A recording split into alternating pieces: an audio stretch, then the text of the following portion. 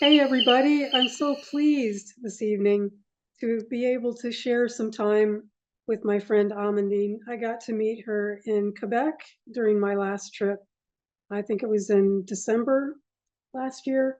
We had some great conversations and can't wait for her to share what she's been working on. As usual, we ask that you stay on mute if you aren't actively speaking. Amandine has asked that we hold our questions until her presentation is done, because that works best for her, the way that she organizes information. Raise your hand if you have a question during the Q&A. You can do that using the icon at the bottom under reactions, or you can just wave and one of us will see you and make sure that you get to say what you want to say. Also, we always have a lively chat going on. If you want something to be read out loud that you're putting in the chat, just please put the word read before so we can make sure that your comment or question makes it into the presentation. And with that, I'll turn it over to Amandine. Excellent. Thank you so much, Dawn, for the generous introduction, and to both Roger and Dawn for organizing this series and for having me today. I really appreciate it, and thank you for everyone for being here. So let me go ahead and share my screen. I hope you can all see. So the title of my talk today is Reclaiming Embodiment and Affectivity in Autism to Resist Neuronormativity. Just to give you a little bit of a heads up, I'm a philosophy professor, so this is going to show through the talk. But don't worry, I'm also a teacher, so including for people who are not familiar with these concepts. So I will make sure that I explain everything. So just in case some people are still trickling in, I did want to briefly remind everyone to please check that your microphone is muted, to please keep all of your questions until the end of the presentation. And as I was just saying, there will be some philosophical terminology throughout the talk, but I'm really gonna make it a point to clearly define all the terms. Hopefully it'll be fun for you all to learn some of this. And obviously I'll be very happy to answer any questions during the Q&A at the end.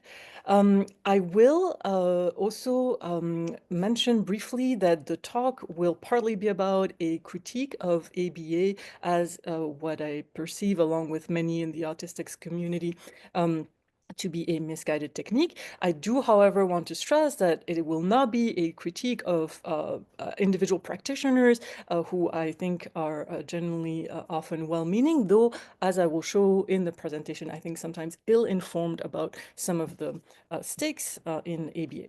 So, also, I do want to say I cannot see anyone, so if you're trying to get my attention, please just open your mic and tell me. I guess this is more for Roger and Dawn if there's anything I need to urgently know. And then for anyone else, please hold your questions until the end. Okay, so just to give you a little bit of an overview of the presentation tonight. So my aim is to draw from two philosophical frameworks that are called 4E cognition on the one hand and epistemic injustice on the other hand, to show how they might help us to resist neuronormativity. So as I said, let me introduce each of these three terms before I turn to the argument proper. All right, so neuronormativity, I think probably many of you are already familiar with this term, at least somewhat, but let me still say how I will understand it here. In previous work, I, along with a couple of other colleagues, have defined neuronormativity as referring to the prevalent neurotypical set of assumptions, norms, and practices that construes neurotypicality as the sole acceptable or superior mode of cognition, and that stigmatizes attitudes, behaviors, or actions that reflect neuroatypical modes of cognition as deviant or inferior. And as you probably know, neuronormativity structures pretty much everything in everyday life, from space to time to social interaction. So let me give some examples. For example, neuronormativity can structure space, for example, in the way that we are often faced with loud, crowded, brightly lit, or overly air-conditioned environments, which can be sort of difficult sensory-wise. Neuronormativity also time by telling us what's a reasonable amount of time to respond to a message or to someone's point in a conversation, or how long it should take us to finish a form or a degree program, these sorts of things. And then finally, obviously, neuronormativity also structures social interactions and communication, for example, by stipulating what's supposed to be, standard ways of making eye contact, or sort of, a conversational flow, and these various things. Okay. So that's for neuronormativity, which was one of the three main terms. Let me now turn to the framework of 4E cognition, which is called 4E because it involves 4 dimensions, and they all begin with an E, as you can see: embodied, embedded, extended, and enacted. So let me just say a little bit. So the 4E cognition framework is something that's at the crossroads of philosophy and the cognitive sciences. And the main idea of this framework is to say that cognition is not something that takes place solely inside the skull or the brain. So for a very long time, philosophers and cognitive scientists just really thought and assumed that cognition is largely what goes on inside the skull, inside the brain. But the 4E cognition framework is saying, no, cognition is much broader than that. It is defined by these 4E, if you will. It has 4 dimensions that all start with an E. Embodied first means that its cognition is directly connected to and taking place through our bodies. This may seem obvious, and at the same time, especially in philosophy, there's been very often a very strict dichotomy between the body and the mind or the brain. And so this idea of saying, hey, don't forget this mind and this brain are connected to the body. That's the first E of the 4E cognition framework: embodied. Cognition is directly connected and taking place through our bodies. Moreover, cognition is also embedded. It's always situated and grounded in a given environment. And this environment, in turn, is going to affect how we learn and how we think and these different things. Cognition is also extended. The idea is that it extends beyond our heads and gets reflected in certain external things, like our notes in a notebook, like if you journal or if you have a diary, that's an extension of your mind right there. Or these very slides that you're looking at right now. That's also an extension of my mind. And then finally, cognition can also be said to be enacted, meaning that it also takes place not just through thinking, but also through doing or acting in the world. So if you're trying to figure out, for example, what to wear, or if something still works for a particular circumstance, you are going to probably try your clothes on, look at them, put them in front of you, put them on, and things like that. Like, you're not just necessarily going to know this without getting into action, if you will. So that's one of the puzzle pieces that I'll be using to develop the argument further down the road in this presentation, is this 4E cognition framework. And I'll come back to these different dimensions as we need. Okay. And then there is this second philosophical framework after 4E cognition. I'd also like to use this framework of epistemic injustice and agency. So don't worry about the terms here. Epistemic is an adjective that refers to knowledge. Okay, so epistemic injustice is an injustice that arises when a person is not taken seriously as a knower. A knower in philosophy, we're also going to call this person an epistemic agent. And there's an injustice when the person is not taken seriously as a knower as a result of undue biases that usually have to do with the person's identity. So a woman is not taken as seriously as a man, or a Black person not as seriously as a white person, and then similarly, an autistic person versus a neurotypical person, and these sorts of things. So epistemic injustice is a problem not being taken seriously because others have biases, conscious or unconscious, by the way, right? These biases don't have to be intentional or deliberate. They can be unconscious biases. So when we face epistemic injustice, this undermines our epistemic agency, meaning anything we can do with knowledge. Epistemic, as I said, refers to knowledge. Agency is what we can do, right? And so epistemic agency is this notion of what we can do with knowledge. And here in particular, I'll understand it as using, producing, or transmitting knowledge. So most of the literature on epistemic injustice has focused on propositional knowledge, meaning also verbal modes of expression and communication. So right now, I'm mostly using propositional knowledge. I'm sharing with you sentences, and I'm using a verbal mode of expression to communicate all this to you. That's what we call propositional knowledge and a verbal mode of expression. So most of the literature on epistemic injustice has focused on that.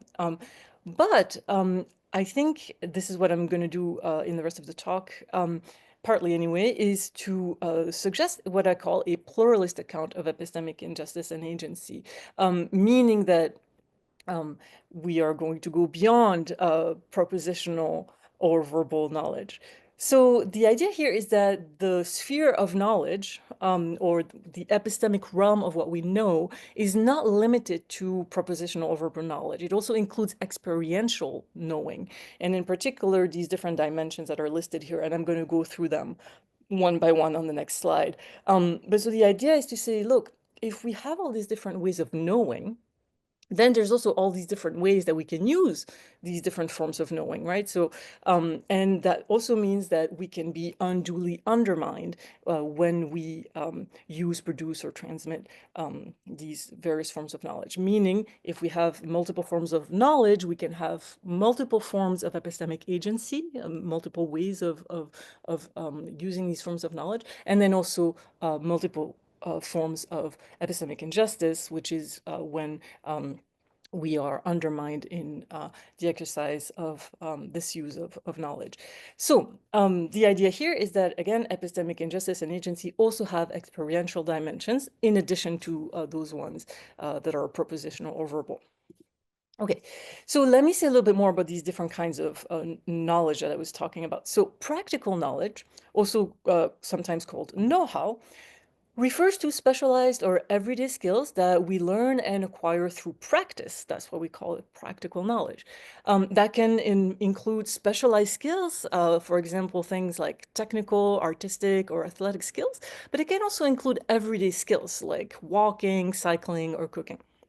So that's for practical knowledge. Now, another type of knowledge is tacit knowledge, which refers to the set of background assumptions that implicitly structures a given context, whether social, professional, cultural, or familial, by implicitly positing how things work in that context. So, for example, if you've ever visited or moved to a different school, neighborhood, city, country, family, or workplace, you might have felt disoriented at first because of a temporary gap in tacit knowledge, i.e., in grasping how things work in that new context and how to navigate it. And so most of the time, as I said, tacit knowledge, like all of these sort of background assumptions, they're not explicitly formulated, but you could ask someone and be like, hey, I've noticed, people do this like this here, or don't do that like that here. So what, what's going on? And then people can explain. But usually it's things that we learn sort of through habit and just from navigating different sorts of environments. So that's what tacit knowledge is. Okay. And then, as I said, there is also embodied and affective knowing. And that, as you may remember, is part of the title that we're going to try to reclaim, embodiment and affectivity in autism. So embodied knowing is what we come to know through our bodies, including our bodies as they are socially positioned. So for example, what it's like to inhabit a particular type of gendered or racialized body and to navigate the world with it or through it. That's for embodied knowing. And then affective knowing is what we come to know through our emotions or affects, including our emotions and affects as they are produced or impacted by our social position. So for example, the experience of social anxiety or depression, for example, is going to give rise to affective knowing or knowledge of what it's like to have these particular affective experiences. And so now that I've said, okay, so there's different forms of knowing here, like I said, that are non-propositional or non-verbal. What that means is that there's also different ways that we can be undermined when we use these forms of knowledge. Okay, so let me give you an example, for example, of how that works with practical knowledge. Practical knowledge, for example, is as I said, let's say an artistic skill like playing the violin. And so there was, and when you are playing the violin, you are exercising your practical epistemic agency. You're doing something with your practical knowledge. You're using it. You're displaying it. Um, and there was a particular form of epistemic injustice, meaning you are not taken seriously as you display this practical know-how when, for example, auditions for orchestras were taking place face to face rather than behind a screen that would conceal the gender of the musician to the jury, the selection committee, if you will. So the idea here is that women, and this is like studies that have been made that show this, that women were displaying their exact same know-how, their practical knowledge of how to play the violin, but when the jury could see their gender or their gender expression by seeing them on stage performing, they would be much less likely to be called back to be part of the orchestra than they were if there was a screen concealing the gender of the person auditioning. And it wasn't just a screen, actually, also just because I just love these level of details. It was also the idea of putting some carpeting so that people could not tell if the person was wearing high heels, which is typically associated with the feminine gender. Okay, so that's in that case, we had women who were exercising their practical know-how. They were displaying their practical know-how, meaning they were exercising their practical epistemic agency, and then they were not taken seriously because of undue biases on the part of their audience. And so here the jury, the selection committee, and so they were faced with a case of practical epistemic injustice. They were not taken seriously as practical knowers. That's a case of practical epistemic injustice. And then let me illustrate the other types of knowledge and agency and injustice. So I also talked about tacit, embodied, and affective forms of all those things. And here I'd like to take a very famous case in the literature on epistemic injustice, which refers to the case of sexual harassment. So what's interesting about this story is that in the literature, it's usually presented as, okay, for a very long time, we did not even have a term for sexual harassment. So that was a propositional, a verbal kind of thing. Like we had a concept missing. And so when women who were experiencing these situations, let's say in the workplace, were trying to make sense of it, both to themselves, but also to others, there just wasn't a term there. And this was unjust because the absence of this term was not just a pure coincidence, right? So the terms that we use in everyday life, they are usually produced through mechanisms like the media and the law and like all of these other things, which historically have been dominated by men. So according to Miranda Fricker, who gives us this example of sexual harassment, basically there was an injustice there in our knowledge resources, in our concepts. And so she says that's an epistemic injustice of the propositional or verbal sort of kind, because there was no concept there to make sense of that experience. And so they were at a disadvantage to both understand their own experience and then to communicate it to others. So that's for the propositional verbal kind of epistemic injustice. But what's interesting is that that's not all that's going on. So Miranda Fricker presents it as mostly like a propositional verbal thing, and she's completely right that that's obviously a big part of the story. But what's interesting is everything else that's going on, because what was happening, how did this term get coined in the first place, is that women were experiencing these situations in the workplace, and tacitly they just knew that something was wrong. Like they just knew from their experience that something was wrong. There was no term to name the experience, but they knew that something was wrong. They also knew tacitly, because of the sort of sexist assumptions of the time, that they were not supposed to complain about it, right? Like they were supposed to be pleased, and if they were complaining about it, they would be accused of having no sense of humor or these sorts of things. And so basically, the idea here is that when women who were communicating about their experiences of sexual harassment were dismissed or not taken seriously because there was no term, it wasn't just their verbal attempt to communicate that was dismissed, right? It was also their experience underneath. So it was their tacit knowledge, the experience connected to tacit knowledge, but it's also the experience connected to embodied and affective knowledge. So obviously, sexual harassment often involves the body. It's also something they knew they were experiencing through their bodies, but also something they knew through their affects. For example, they had very often a lot of stress, anxiety, but also anger, frustration, and so all of these different sorts of affects. So basically, once again, just to say that the idea here is to say when a communication attempts fails, as in this case, when you're trying to communicate your experience of sexual harassment, but it's not being taken seriously, it doesn't receive the uptake that it should because there's no term for it. It's not just a conceptual or verbal problem, it's also a tacit embodied affective.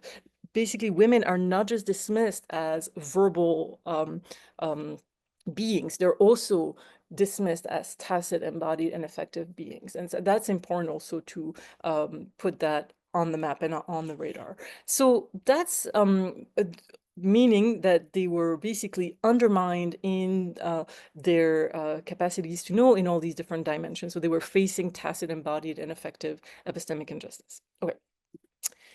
Now, as I said, I would like to pull from these two frameworks of or cognition on the one hand and epistemic agency and injustice on the other hand to center the embodied and affective dimensions of autism.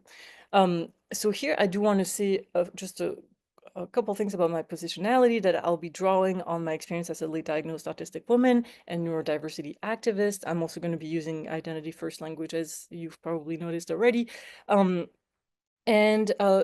the point I'll be making is that neuronormativity structures not just the propositional or verbal aspects of social interactions and communication, but also their embodied and affective dimensions. Okay, so neuronormativity also structures these embodied and affective aspects of social interactions and communication. And to illustrate that, I'm going to focus on the autistic embodied and affective practice of stimming and flapping as ways to regulate or express emotions, and on the neuronormative practice of ABA, applied behavioral analysis, which aims to suppress autistic traits and behaviors like stimming and flapping, and also rocking and other sort of things that could visibly convey that you are autistic. Okay.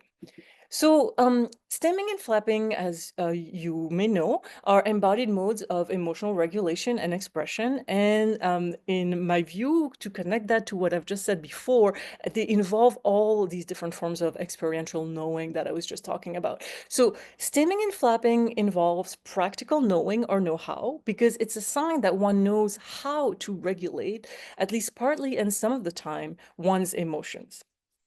Stimming and flapping also involves embodied and affective knowing because they are embodied modes of emotional regulation and expression. And finally, stimming and flapping also involves tacit knowledge because despite the fact that it's a mode of emotional self-regulation that's helpful to oneself and harmless to others, autistics quickly learn, again, either explicitly but sometimes tacitly, in a neuronormative world that stimming and flapping are neuronormatively frowned upon at best and altogether prohibited or even punished at worst. And so suppressing stimming and flapping basically undermines autistics' epistemic agency and creates epistemic injustice. It's suppressing stimming and flapping is suppressing all these different ways of knowing that I've just outlined above. Practical knowing, embodied and affective knowing, and then tacit knowing. And so it undermines these different things. And so it's going to create epistemic injustice. It's going to undermine the use of these various forms of knowledge by autistics. So like how to regulate their self-regulation of emotions and things like that. Okay.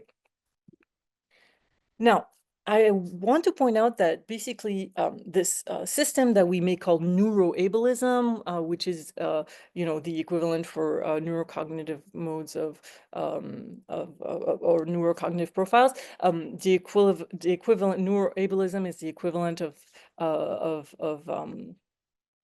yeah, is the equivalent for neurocognitive profiles to racism with respect to race, or cis heterosexism with respect to gender and gender identification and presentation and sexual orientation. So neuroableism um, centrally involves controlling people's bodies and affects, and so controlling embodied and affective knowing. And so here I'm going to look at ABA a little bit more closely, just to show why I think that the neuronormative or neuroableist practice of ABA is a problem in this respect. So so ABA, as I've said before, stands for Applied Behavioral Analysis. It aims to suppress autistic traits in children in order to make them appear more okay, I've used the term neuronormalized here. I apologize. It's basically just it just means neurotypical, but it's a way of saying, the reason why I say the word neuronormalized is that it's a way of avoiding the impression or illusion that is just a natural thing, that some people are neurotypical and others are neurodivergent. Basically, the idea is to say, yes, there are natural differences, obviously, across neurotypes, but the way that we become socially stigmatized because of it, that's not natural, that's socially constructed. So it's just a way of saying, you know, in nature, you just encounter various profiles, and none of them are normal or abnormal by nature. It's the normal or abnormal character of it is, you know, added on later socially. So that's all I mean by that. So when someone is neurotypical, another way of saying that is that they are neuronormalized. They have been deemed to be normal by the powers that be. So basically, ABA, like I said, is this idea of trying to make autistic children basically appear and function more like neurotypical kids, even though that's never going to be the case because we have different neurotypes. And so I think also the idea with ABA is to make these children and these traits less disruptive of the neuronormative order and less uncomfortable for neurotypical people to be around. I do think there's a lot of discomfort with stemming and flapping from neurotypical people who just view it as weird and maybe a little like whatever. So I think we need to be mindful of that, and I'll come back to this point. But and as you may know, ABA works through a system of rewards and punishments, so rewarding children who are often coerced into making eye contact, even though eye contact is often is often experienced as extremely intrusive and distressing by autistics, and then punishing children for flapping, for example. And I think it's important also to know that ABA is a form of conversion therapy. It was developed by the same psychiatrist, Ivar Lovaas, who passed in 2010, so not that long ago, really, who created conversion therapies for LGBTQ people. And if you think about it, really, ABA teaches autistic children to distrust themselves and their autistic ways of being, feeling, and doing, such as avoiding eye contact and flapping, even though both are utterly harmless. Um, so, you know, when you grow up autistic and you figure out that flapping or stimming just brings you a sense of relief or allows you to express emotions, whether positive or negative, that's a good thing for you to be able to do that. And when it's being suppressed, that's not so good. And so that's why I'm saying it's basically affecting the way that children can or cannot trust their own instincts or their own ways of navigating the world and responding to certain stimuli in the world. Okay, so by discouraging or prohibiting embodied and affective practices like stimming and flapping, ABA and the neuronormativity that underlies ABA hinders autistics' exercise of their practical, tacit, embodied, and affective epistemic agency. So it's affecting the way that they use their practical, tacit, and embodied and affective knowledge. And so it creates epistemic injustices along all these dimensions because they're stifled in the use and the exercise of this kind of knowledge. And then this, I'm reaching the end now. Don't worry too much about these terms. Really, what I do want to say is that ABA creates highly problematic obstacles. We, in certain contexts, would call those disaffordances. You know, an affordance is like an opportunity to do something in an environment. You know, you can say that a chair affords sitting, for example, or stairs afford climbing up and down the stairs if you can use your legs in these ways anyway. But the opposite of that is a disaffordance. It's an obstacle. There are things in our environment that actually offer disaffordances, and so I think that ABA creates highly problematic disaffordances or obstacles for autistics. And here I'm going to briefly talk about two different types of obstacles. The first is a disaffordance with a Y, and that arises when environmental factors force individuals to misidentify themselves in order to fit into a pre-existing mold or template that does not match or welcome their identity, in order to be able to make use of a feature or take advantage of an opportunity offered by the social environment. So an example would be that ABA creates a disaffordance with a Y for autistics by forcing them to suppress their autistic traits to conform to neuronormative ways of being, doing, and regulating or expressing emotions in order to gain greater social acceptance. But another very obvious, I think, example of disaffordance with a Y is anything binary or anything with binary options for non-binary people. So if you're filling out a form and it basically forces you to identify as one of the two binary options, man or woman, and you are a non-binary person, that form in that moment is, and same for binary restrooms, obviously, is basically forcing you to misidentify yourself in order to fit into a pre-existing binary mold or template that really does not match or welcome your identity. And in order to be able to, access a service for which you have to fill out the form or use restrooms in a public place. So that's obviously a problem. And similarly, we have ABA, I think, creates disaffordances like that for autistics by saying, if you want to gain social acceptance, some sort of like social benefit or opportunity, you're going to have to tone down your autistic self-expression. And that's obviously, yeah, very problematic. And then misaffordance is when environmental factors are supposed to offer individuals useful or beneficial opportunities that in fact end up being useless or harmful to them. So ABA, I think, creates a misaffordance for autistics by claiming to help them while in fact undermining their epistemic agency, as I showed before. So another example of is like all of these diversity initiatives that are like, yes, let's include like lots of demographically diverse people, which, in and of itself, that's a great idea.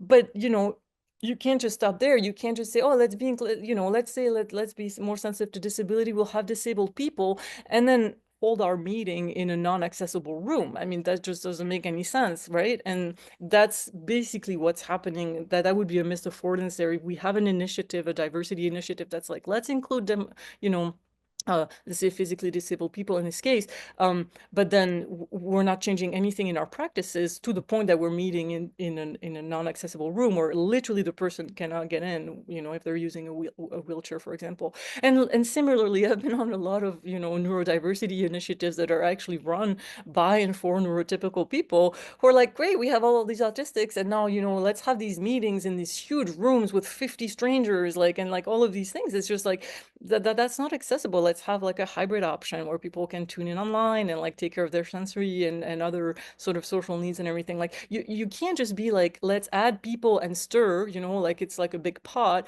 as if it doesn't matter what kind of people you're adding, and as if they don't have their own needs or preferences or ways of there are different ways again of being and doing and thinking. So that's all of that would be cases of misaffordances where you are, sort of like formally claiming to be inclusive, but really in practice, it's not inclusive at all.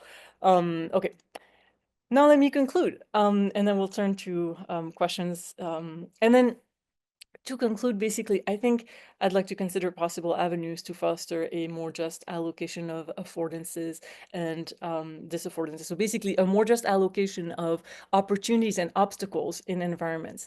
So I think one, as I was saying before, is to denaturalize neuronormativity. I think that we take for granted that neuronormativity is, we as in like most people in the world who are not, and sometimes, I mean, actually even, I think, neurodivergent people, we just tend to think it's just because it's so deeply ingrained in our everyday way of doing things, that neuronormativity is the only way to do things, and it becomes so normalized that it becomes like as if it's a natural, like way to do things, and it's not actually all that natural. It's socially constructed like everything else. Um, and so it's important to, basically retrace that and say, okay, well, that's one way that things came to be, but it doesn't have to be like that. It can be in a different way. So I think it's important to understand neurodiversity both as a natural fact and then as a social movement. So as you know, neurodiversity is it's a part of biodiversity, really, first of all. But it's this, it refers to the natural, range of neurocognitive variations across humanity.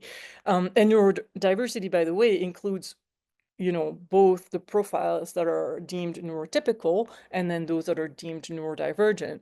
Um, so neurodiversity is not just neurodivergent people, as we often hear, like neurodiverse people. Well, that doesn't mean anything. Neurodiversity is it's everyone. It's the diversity across the range of neurocognitive profiles. So that's a natural fact. But then, like I said, the idea of neurodiversity as a social movement is to say, hey, there you go. You see, we have these natural facts, and then now we had neuronormativity sort of creating a hierarchy amongst these different profiles and saying these ones are normal, these ones are abnormal, and therefore reserving a different kind of treatment. So also different kinds of opportunities and obstacles for these different kinds of profiles when they, make their way through life and society and everything. And so this is why also I wanted to say, I have put the picture of a calla lily here on the right of the image. And this is an allusion to the fact that if you think about biodiversity, right, we have lilies, tout court, regular lilies, or, multi-petal lilies. We are one kind of lily out there in biodiversity, in floral diversity. But then we also have calla lilies, which are just so gorgeous and majestic. They have just like this one single petal and it's all beautifully wrapped around itself. Um, and now, is someone going to go look at this calla lily and say, oh my goodness, this calla lily has petal deficit disorder. Look at it, only has one single petal. It's all wrapped around itself. Clearly, we must do something. Let's go ahead and sort of like, chop up its petal and make it look like it's multiple petals. And then, anyway, so that's just absurd, right? No one would say that, right? But if you think about it, that's essentially what we're doing with the way that we're stigmatizing and trying to make neurodivergent profiles look more like non-neurodivergent or neurotypical profiles, right? So I think ABA in a little bit is a little bit like this idea of cutting up this poor little single petal lily and making it look more like a regular like multi-petal lily, which it strikes us as absurd, obviously, in the context of floral diversity, but it does not strike us as absurd in the context of let's say autism or neurodivergence, and it should. It's very strange to want to make everybody look and act and react the same. So that's just saying, like, if you take neurodiversity seriously, right, as a natural fact, you can also see that these hierarchies are arbitrary and they don't necessarily hold water. And so the neurodiversity movement, as you know, is to say, let's take neurodiversity seriously. Let's get rid of these hierarchies that are socially constructed and imposed, and that obviously operate to the detriment of neurodivergent individuals.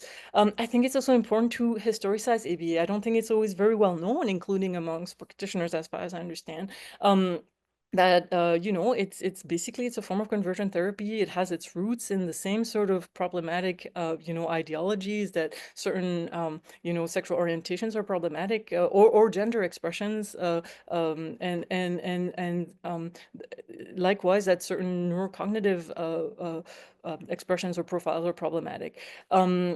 So I think once again, but what I really, really hope is that just like homosexuality or queerness was in the DSM for a very long time, I really hope, and then finally it was taken out in 1973, late enough, but still better than never.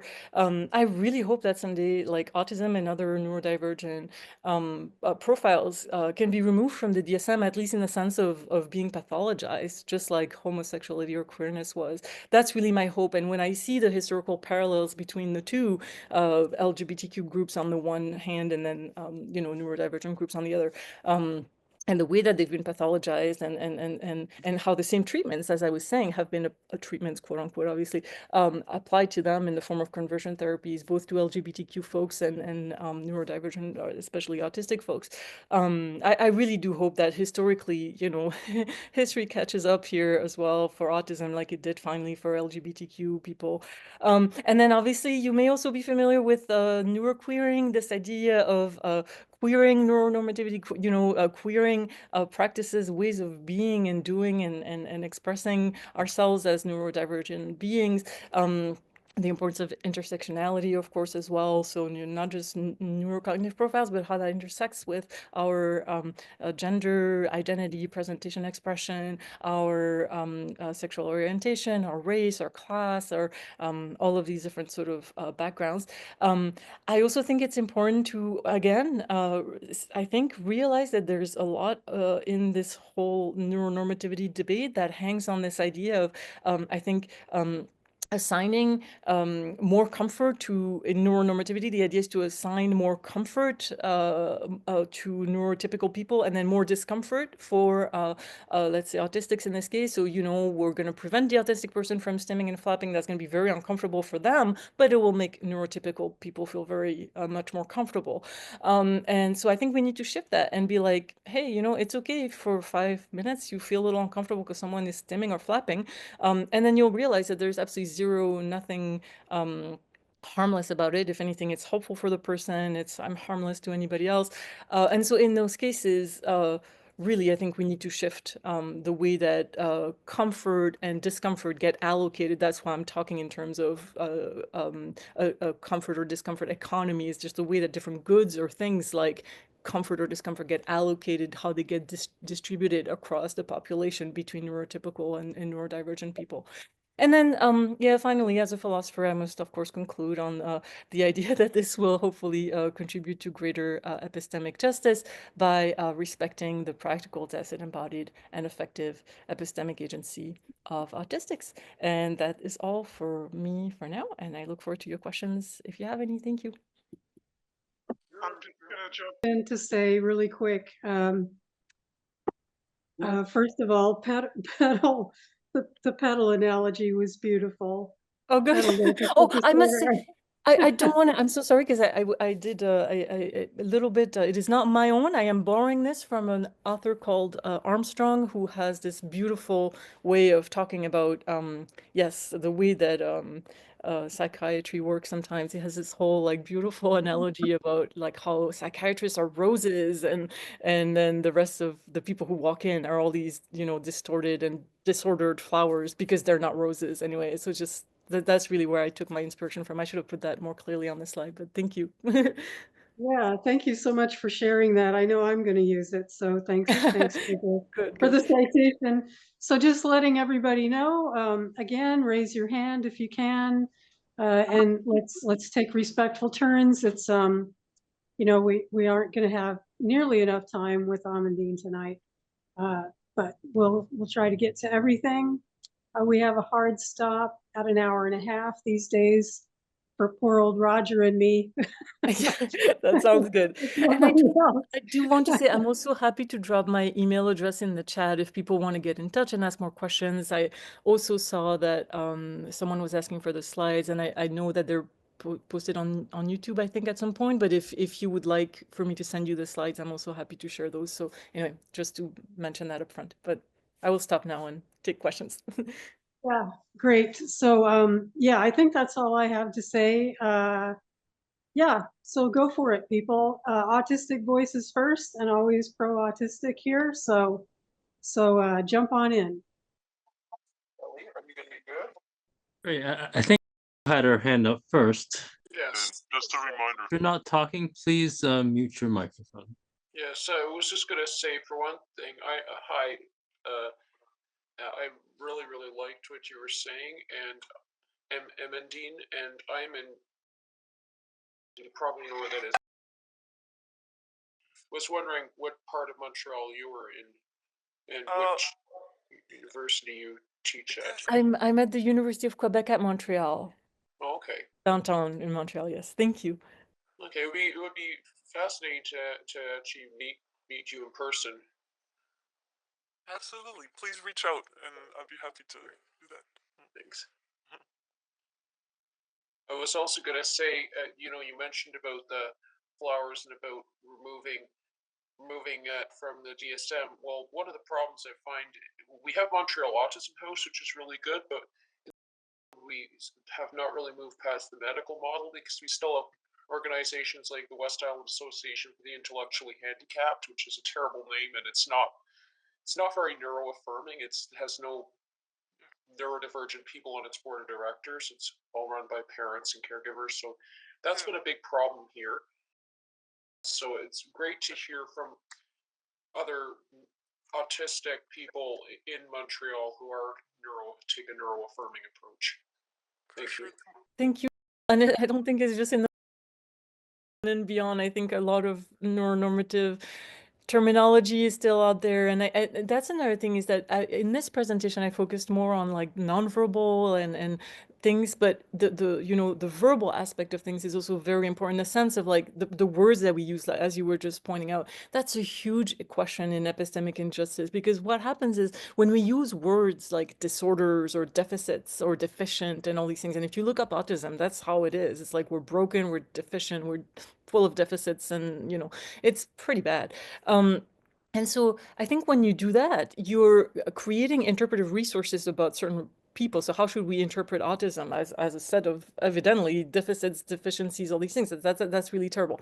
So not only we're describing and interpreting autism in this really negative, stigmatizing way, but we're also creating a problem for the credibility of autistics, because obviously if you're supposed to be a broken, deficient, you know, a deficit kind of person, why would we take you seriously, right? Why would we recognize you as an epistemic agent, as someone who can use, produce, and convey knowledge, right? Especially because of very, very, I think, problematic stereotypes about how autistics don't understand the minds of others, don't always have access to their own minds or their own emotions, like, you know.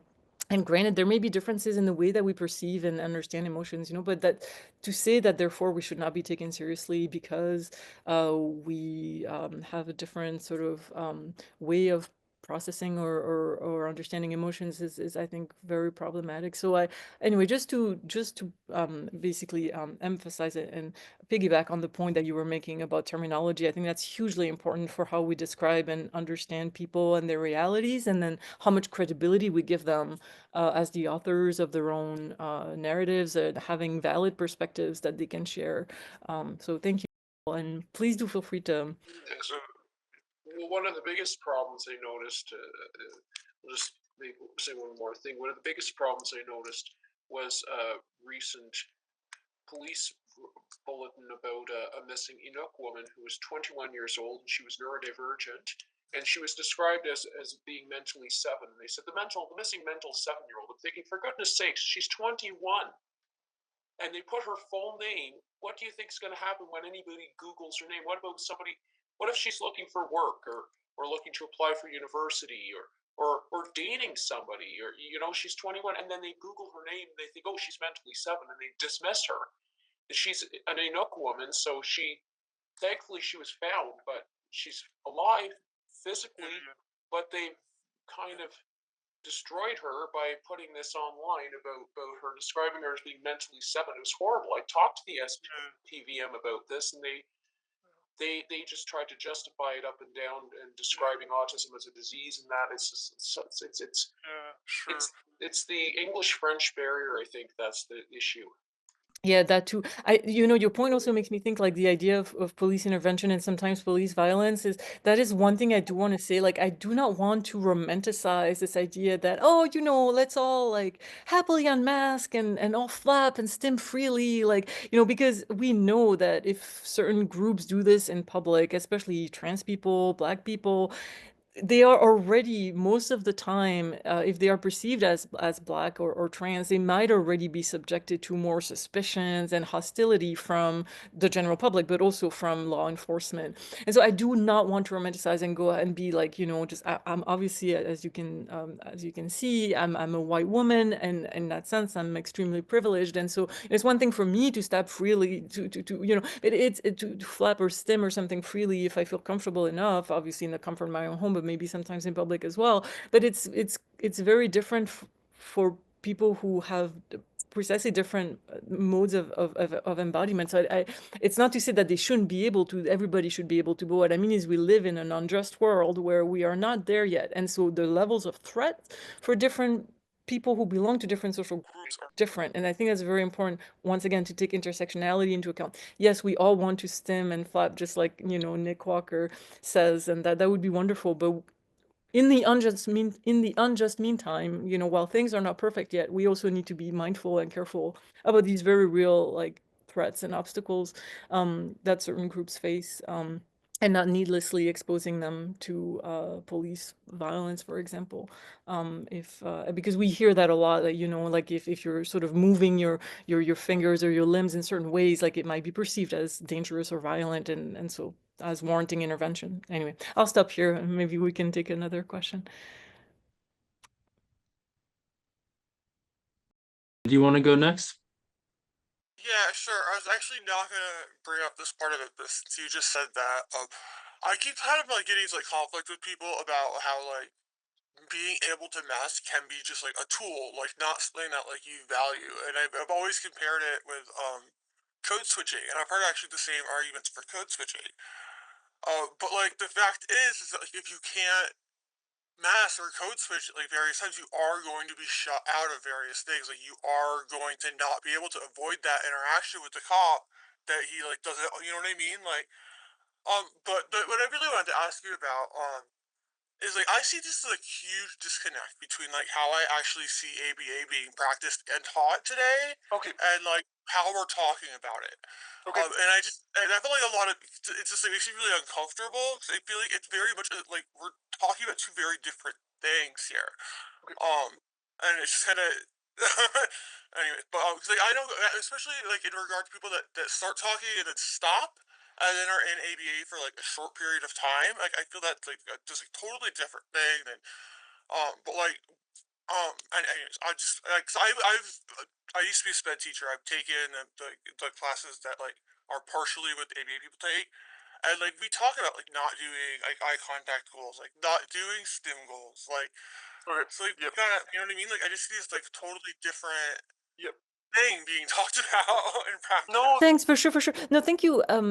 I think that's an important point that you bring up. That is something that I've heard also from other people in the past, which is ABA is such a wide umbrella term. Like it refers To different. sorts of practices. I was talking about like very like what I take as from what I understand to be some of the basic tenets of ABA, but I think that so this idea I think of eye contact, and it's still quite, I mean, at least here in Quebec, for example, they have the equivalent of it has a different acronym, but it's basically the acronym is intensive behavioral interventions. That's the idea. And it does involve like forcing people to make eye contact and like, you know, yes, doing stim goals like you were saying. So we're trying to reduce stimming.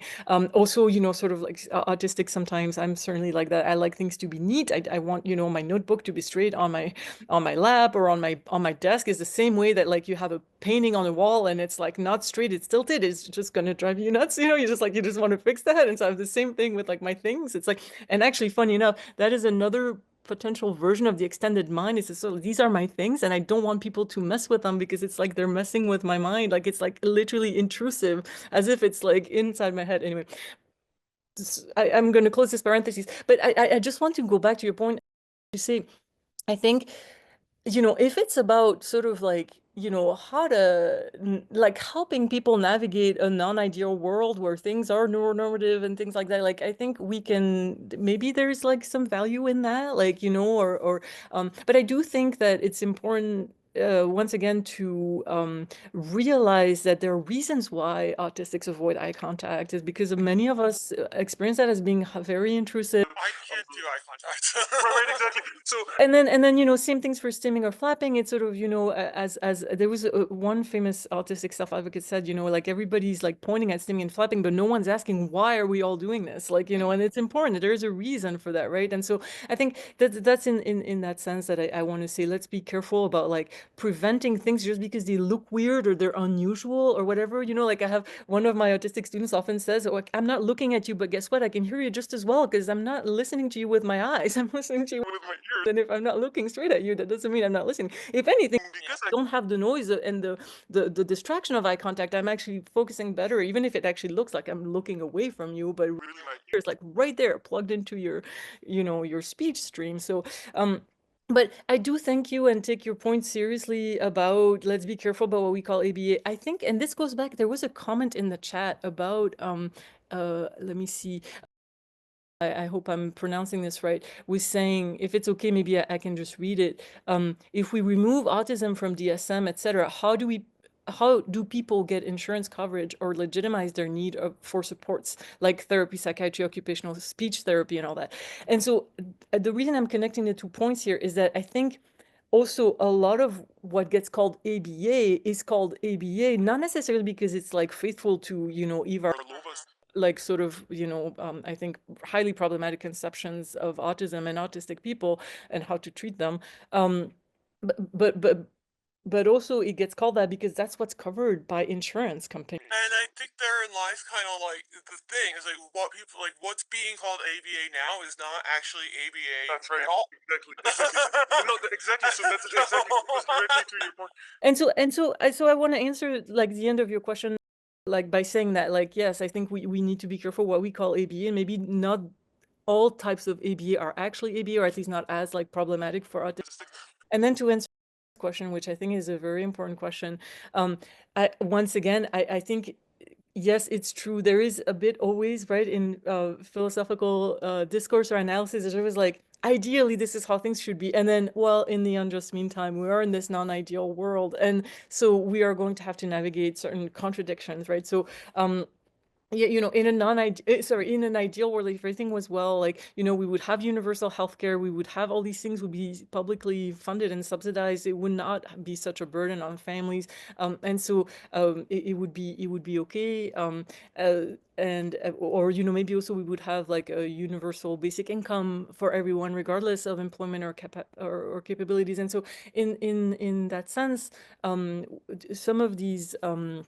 Variables would disappear and would but it's true that when we're not there yet, we need to take that into account. And so it's true, I see what you're saying. I'm not necessarily saying, um, I think maybe to say it more clearly, what I'm saying is that I think what matters is that people's needs get addressed, because autistics are going to have needs that are different from neurotypicals, even if we are in a more, in a less neuronormative world. So, like, one thing I often take as an example is, we can work quite a bit on social interactions and social communication like that. We can make much less neuronormative, but it's still going to be, maybe tiring for autistics because we have fewer spoons at the end of the day. Or, let's say I'm all by myself in nature and the snow is really bright and the birds are really loud and like there's no neuronormativity there. I'm just by myself in nature, like, but still, like, there's like all these things that can become very quickly overwhelming. Of course, I can put my headphones on or put sunglasses on and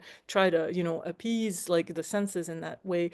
But what I mean is there are things that it is not just about neuronormativity. There are things where we do have different ways of processing environmental stimuli that will remain a challenge. And so our needs and our flourishing need to be addressed. I hope that it can be done in one way, shape, or form. But yes, so maybe for right now, it's going to have to be through insurance schemes and things like that, and so or insurance policies and things like that, and so maybe that's something that we need to take into account when we're like, well, are we going to remove it from the DSM or whatever? But what I guess what I'm saying is, like, we do not need to pathologize autism in order to address autistic people's needs. That's what I'm trying to say.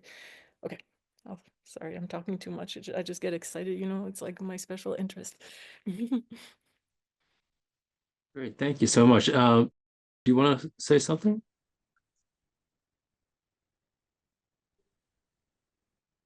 Hi, yes. I actually just started typing out in the chat, and then you got to me. Yay. Okay, perfect. So my frame of reference here is that I am not a professional. I'm just a mostly passing autistic person. And I know multiple people who work with higher support needs autistic people, mostly children, who I have strong reason to suspect are themselves autistic, but don't know it. Yeah. and have seemingly really bought into the pathologizing paradigm, right? We'll say like person with autism, that kind of thing. Yes. And for both their sakes and the sake of the clients they serve, I would, like to be able to nudge them towards not that, which I assume that they've picked up both, in the world at large and specifically in their training for their careers. How can I nudge them towards that without accidentally triggering a lot of like toxic shame and defensiveness? Because I realized toxic shame was not the topic of your presentation. It's just something I was reading about today. But I've been thinking a lot about the role of toxic shame and shaming behavior in, ABA and non-formal ways that autistic people are shamed out of those embodied autistic ways of being.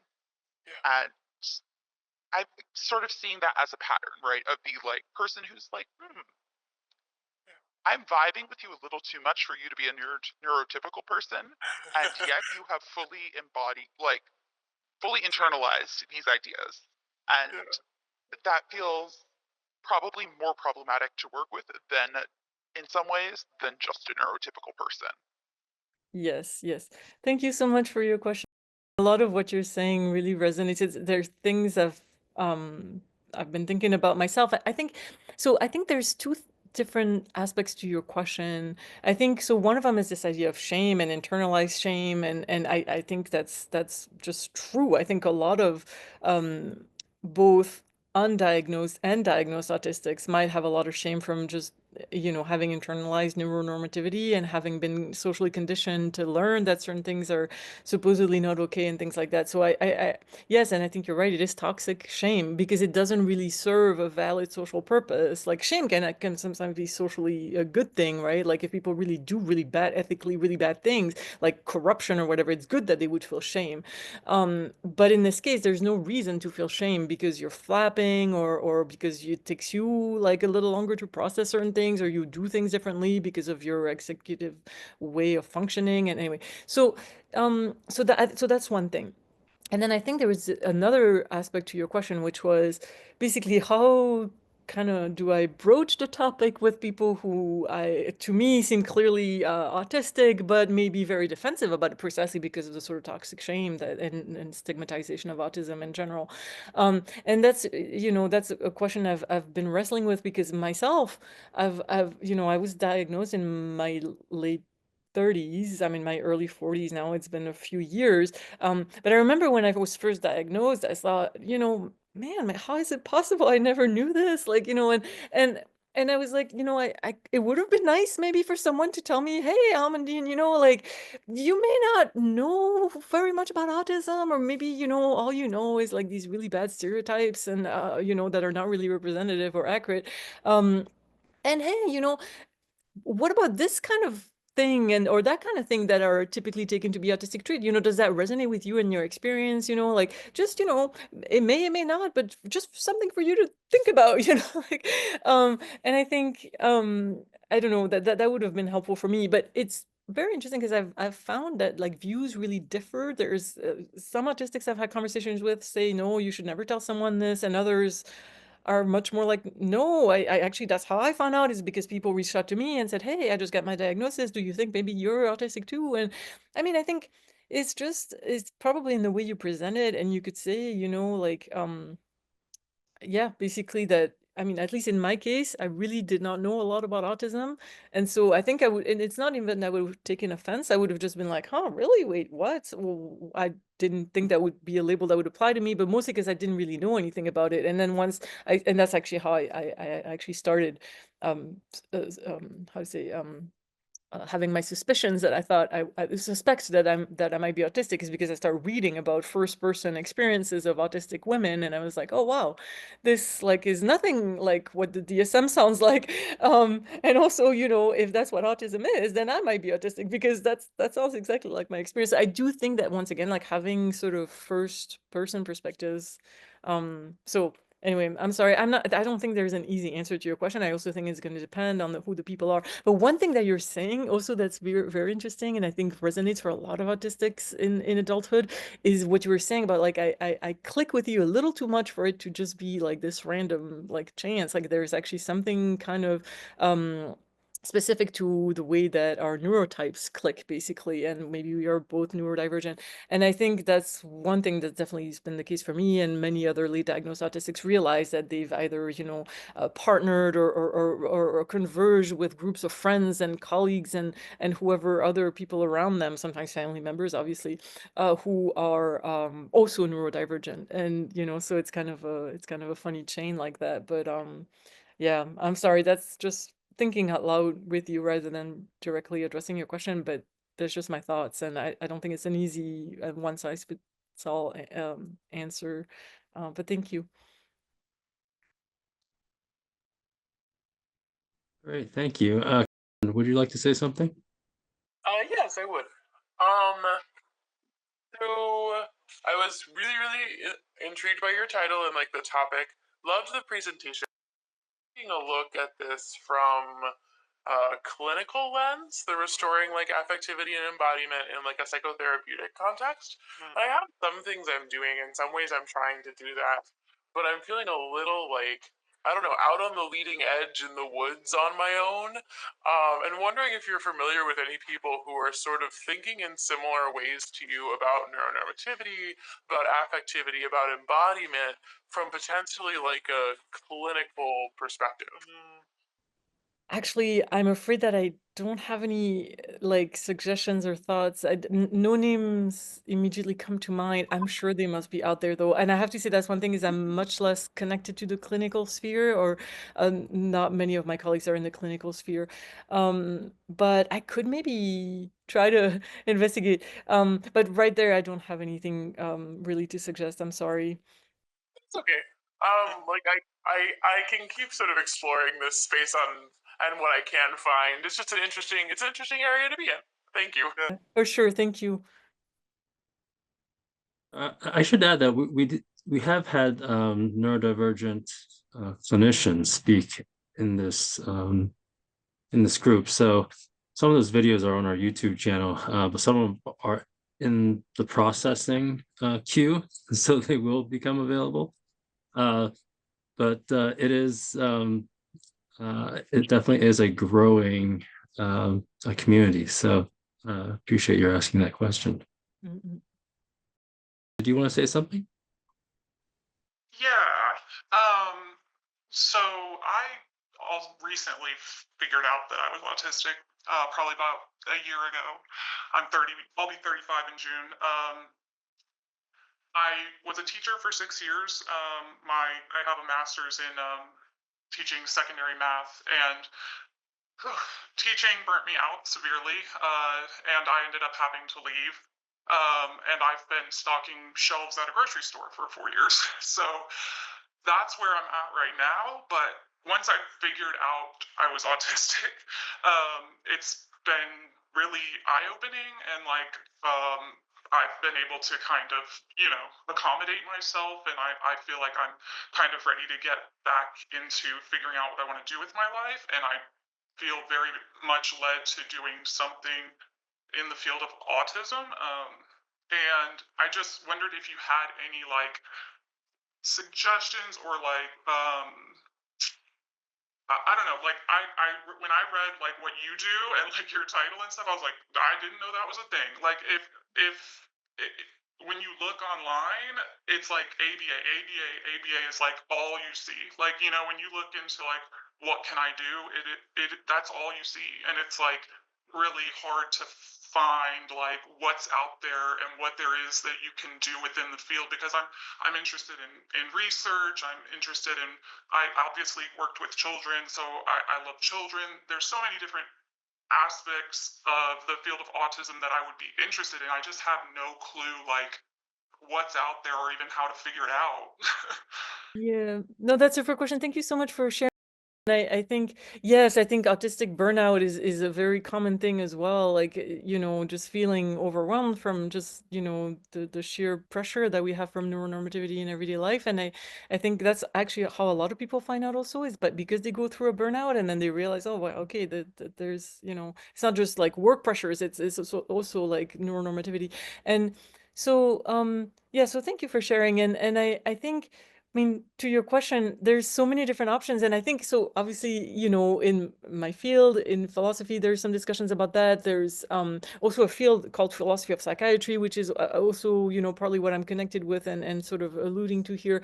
But as I forget what's was asking about, there's also, obviously, like, I think there's a real need for like more neuro affirming clinicians to be trained, and so for medical and clinical training to become more neuro affirming. And so I think there's also possibilities there. I think it would really depend on how, in a sense, like how you like to spend your days, or like what kind of tasks you like to do that might help you like decide what sort of job that might correspond to. But yes, I don't have very it will really depend, I think, on a lot of different variables. But there's a lot of options. And one thing I was gonna say is there is also a Facebook group called Autistic Researchers Researching Autism, ARRA,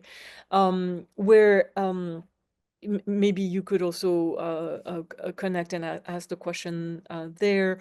And there's also an other online community called Autistic, and there's also I think what's also really great about that community in particular is it really gives sort of priority and centers the voices and perspectives of BIPOC people, so Black, Indigenous, and people of color. And so I think it's nice to know that there are platforms also that precisely take intersectionality into account. And so and there again, you have different ways of like discussion platforms and different like topic and groups and things. So that's another resource potentially. I know I haven't been on there in years, but when I first got my diagnosis, I also was on Reddit quite a bit for discussions and various tips and things. And some of these threads I found actually quite helpful and supportive.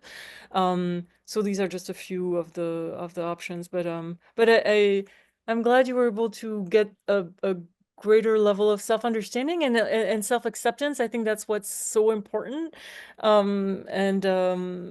And I really wish you luck, and I hope you find something that you like in your next steps. Yeah. Yeah, I appreciate that. That's helpful, and I think like what you said about needing like clinicians, like that it has been like a very long journey, because I did go that route of like trying to seek like what is wrong with me, like and getting all the incorrect diagnoses and being treated for things I didn't need and medications and stuff. So that's why it took so long to. I ended up figuring it out myself. Like I had to do my own research. I had to advocate for my own testing for ADHD, which I also have, and like, yeah. So that's helpful.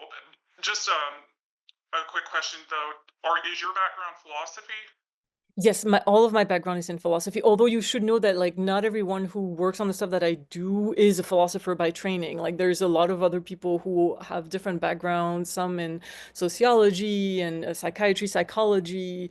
Yes, there's very many different disciplinary backgrounds. There's a lot of overlap in neurodiversity studies between different backgrounds. If philosophy is only one discipline, but so Definitely. and then once again, I do want to say for anyone who's here, if you just look up my name, it'll come up and you can find my email address. I'm also happy to drop it in the chat if that would be helpful. But if you ever want to continue the conversation later on or reach out with more specific questions, I'm happy to respond. So Yeah.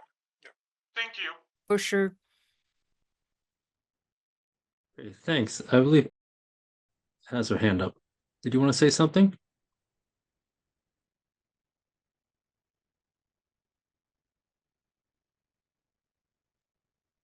Took me a second to figure out how to unmute. Sorry about that.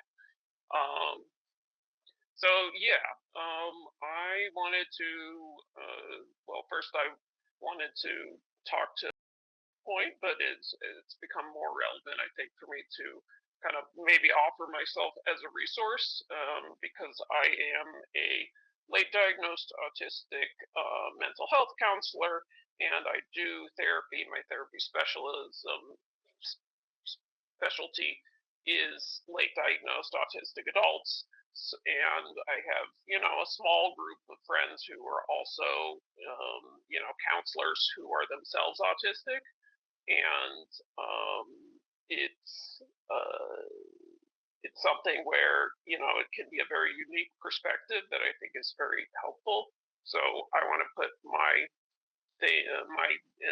email in the chat too, in case people who are interested in that want to reach out. But sort of a little bit point of being around people that you're like, oh, you're definitely, I'm getting the autism vibes. That's something I've experienced a lot as a therapist, and also as just a person, making friends.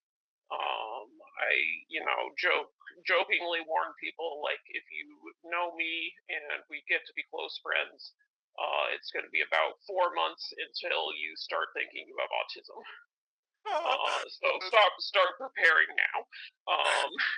And it's a joke, but there's, I joke that I'm an autism super spreader, because the people I have, then it's turned on to the fact that they're autistic have then turned other people onto the fact that they're autistic. So I've got, like, a few dozen autism hits outside of my professional work. But I found that the most valuable thing, I think, for that is being openly autistic myself, and being, just talking about, oh, my autism, oh, I did this classic autistic thing, and be just really comfortable with it as much as I can be, and that other people kind of, when they see another person who they are like, they already sort of, feel comfortable with and see as maybe a peer talking about it and being unashamed of it, it often kind of opens up the idea that maybe they could not be ashamed of it too. And I also, I think someone replied to a comment about that being like, the people who I'm thinking about are also the people that don't think I'm autistic enough. And what I like to do with that is I like to just sidestep that question entirely, by basically talking about the purpose of the DSM, which is that it's designed, this is an ideal world, talking ideally, not how it's necessarily practiced, but that it's designed to help people find other people who have similar problems to them, and to be able to research what are the solutions that work for people with those groups of problems. Yep. And so under that theory, it's basically like, if I relate to the problems of people who are autistic, and the solutions that work for people with autism work for me, then that's enough to, be like, well, autism works for me. Whether someone else believes I'm autistic or not, I'm benefiting from, autistic coping skills. And so it's not about, whether I'm autistic, whether they're autistic. It's about, like, well, is this useful to you? Do you relate to this? Nothing else, matters ultimately. And then eventually, you can get into the actual diagnosis, stuff of that. But, it makes it a lot more non-threatening, I think, to people. Anyway, yes, that was a bit of a ramble. So I will end that. But I'm going to put my professional email in the chat if anyone wants to reach out. Okay. No, thank you. I think thank you for sharing all that. And I think, yes, there's a really great need for neurodivergent therapists. So I think that's really great. And I also, something in what you said also made me think of another point, is that there's this expression of invisible disability, right? And so autism and neurodivergence often falls in that category. And really, I think part of what you're saying is like, basically, You know, I said before, instead of neurotypical, we should say neuronormalized, because it's like it's become normalized, but it's not like normal naturally. It's what's deemed normal socially. And so, and similarly, it's not an invisible disability, it's an invisibilized disability. It's just that, because like you can see it right there, like with people right around you. Like I can often perceive it in other people. Like it's not invisible, it's literally right there, even if it's sort of like quiet and, you know, vaguely masked or whatever. But like you can kind of tell, like, or, you know, and so it's interesting. It's like invisible to whom really is the question, right? And so, yeah, anyway, I just wanted to say that because it's not that simple. I think sometimes, you know, some people can tell, some of us can tell. So anyway, yeah.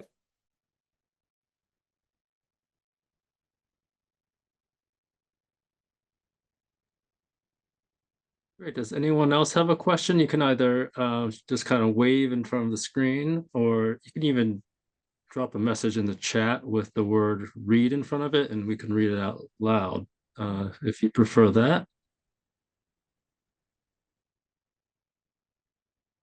I was just going to ask, by chance, Roger or Don, if it would be possible to save the chat so I can maybe have a look at the people's thoughts and comments, because I haven't had a chance to catch up. I think normally whoever has organized the Zoom session has access, can download the chat. If it's still enabled as a feature, it would be lovely to be able to see what everybody said, because I don't think I'll have a chance to catch up necessarily, keep track of everything. If that's okay, if Yeah, no, we can definitely share the chat with you. Yeah. And Just for my there's own personal use, I will not do anything with it. It's really just so I have a sense of what was being said on the side there, because yeah. Well, mostly people were talking about how great you were, so. Oh, well, that's very sweet. No, I must say, I'm very, thank you so much for everybody, for all your great questions and comments and perspectives and stories. I think this and also, yeah, like to Roger and Don for creating this space and this talk series. And it's so much work. I just know this as someone who also organizes, like runs a little research center and organizes things as well. I know it's extremely, you know, time consuming and energy consuming, and I appreciate that very much. And I appreciate also the audience's time and energy tonight. And yeah, and once again, if there's no more questions either from the chat or orally, but do take the time. We have a few more moments, like, you know, no rush or anything. But I'm just making sure that I get in my, it's like, I don't know if that's an autistic thing, but I'm always like, I always want to be able to say a proper goodbye. Like when I host a Zoom session for my research talks, I always tell my guest speaker, I'm like, please stay on after everybody is, like, you know, kicked out of the Zoom room, because I'm like, I really want to say goodbye to you. It's like you're, you know, anyway. So yeah. so I'm just making sure that I'm getting all of these things in, because that's important to me. I want to be able to share that. I feel the same way, and I always reach out via email right after the sessions end to let people know they did a good job, and just to kind of have a little temporary closure. We'll call it that. Yeah, that's right. It's exactly like that's like closure, and of course that's something specific to Zoom interactions, right? Because in person, presumably, I mean, you can always also sort of always like leave sort of discreetly, but it's easier to go to the person and say goodbye. But on Zoom, it's a little, it's like not really possible. So yeah. yeah, I do see someone put a question in the chat. Great. Yeah. So I'll read it out loud. Yes. Why neuromajority find autistic presentation so disquieting?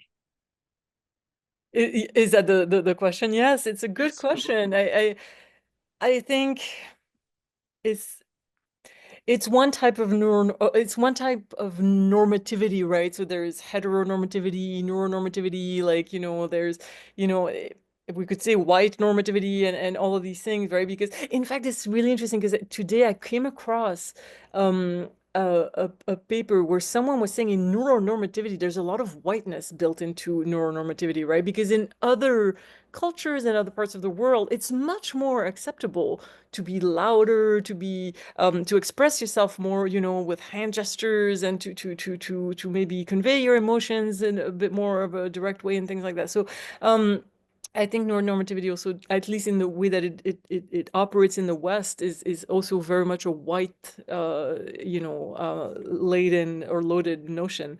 But yeah, so I think, yeah, I just think historically societies have been built on whoever had power, whoever was the majority, and their ways of doing and functioning, and very often we just inherit these things and not necessarily question them. And I think we're all aware here that there's very often, as much as we want to denounce neuronormativity, we also struggle sometimes with internalized neuronormativity. And so I think, and it's not to point fingers or blame anybody like who has internalized neuroableism or neuronormativity, but it's just to say that, yes, I think it's very deeply ingrained. And but I think it's also quite interesting to, put it into question. And I think the way that, for example, Nick Walker does it in her book on neuroqueer heresies and neuroqueering and different ways of doing things in the world, I think that's just a really beautiful, like a beautiful way of sort of, appreciating that it doesn't have to be that way.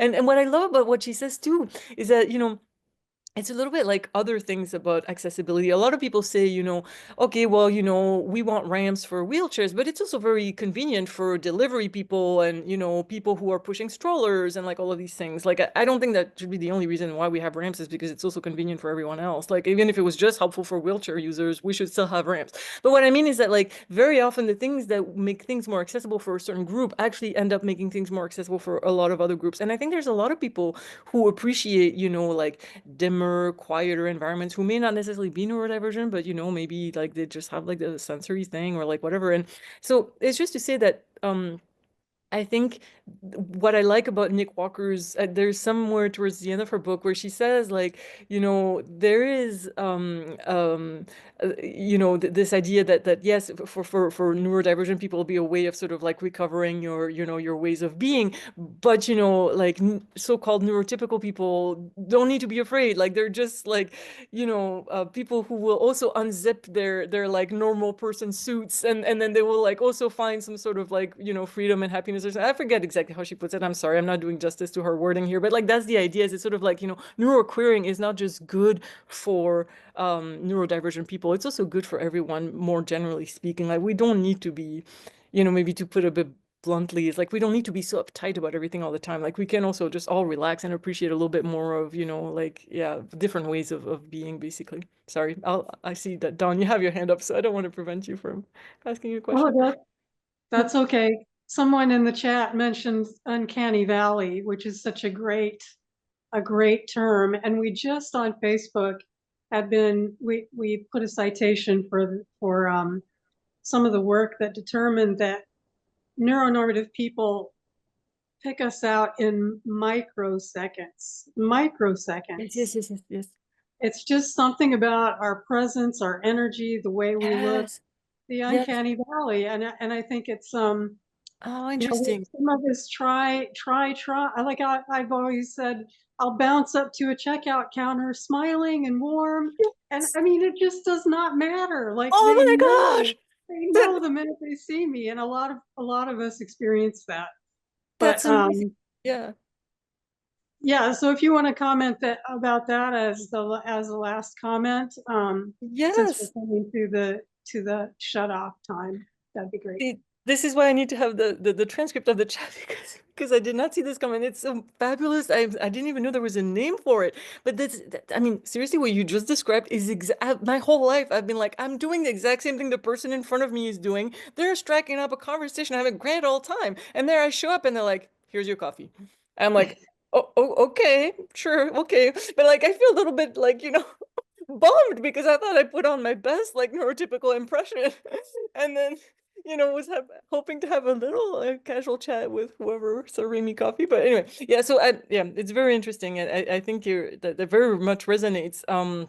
Yeah, who knows why that's the case? That's very intriguing. But I think it's true that very often that is something I have felt very often. And I think it's yeah, from what I understand from other neurodivergent autistic people, that's a very common experience, and I didn't know there was a term for it, so that's very helpful. Thank you so much. Yep. Yeah, it was actually coined, and I'm sorry I can't remember the person that coined it, but it was a woman. Coined it for any of that sort of sense that something is just off. You can't maybe put your Yeah. finger on it, Yeah. but it's something spooky and uncanny. And so yeah, I just love the term. But thank you so much for being here tonight. It was such a pleasure to speak to you in person, and this has been so enlightening as well. I know a lot of people are going to want to contact you, and I'll put some more information about your projects and your book coming out on Facebook. So Thank you. people can avail themselves of that material. And yeah, we'll have to have you back. There's so much more to talk about. That's wonderful. Thank you so much again, Dawn and Roger and everyone else for all of your questions and comments and stories. That was really great. Thank you. I appreciate you all. Appreciate you and appreciate everyone else. Thanks, everybody, and see you next time. Yes, bye-bye.